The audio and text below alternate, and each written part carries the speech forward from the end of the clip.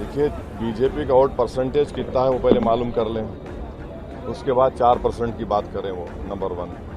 दूसरा, जो रिजर्वेशन मिल रहा है वो रिलीजन पर नहीं मिल रहा है। उसमें एक लिस्ट है कि जो मुसलमानों की बैकवर्ड क्लासेस हैं उन्हीं को मिल रहा है, और किसको नहीं मिलेगा उसका भी जिक्र है। और मिल रहा है तो सोशल एंड एजुकेशनल बैकवर्डनेस की बुनियाद पर मिल रहा है। आखिर बीजेपी अमित शाह को इतनी तकलीफ क्यों होती जब गरीब मुस्लिम परिवार के बेटे बेटियां प्रोफेशनल कॉलेजेस में पढ़ेंगे, टीचर बनेंगे, आरडीओ बनेंगे, तहसीलदार बनेंगे, नर्सेज बनेंगे? आखिर क्या तकलीफ होगी? देश मजबूत होगा ना। नेशनलिज्म आपका यहाँ पर ख़त्म हो जाता। जब मुसलमानों की डेवलपमेंट की बात आती है तो आपका नेशनलिज्म ख़त्म हो जाता।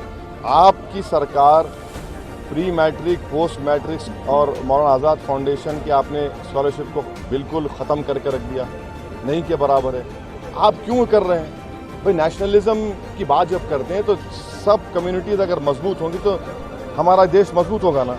मगर आप एक 14% पॉपुलेशन को आपने पॉलिटिक्स से ख़त्म कर दिया, आप खुद टिकट नहीं देते।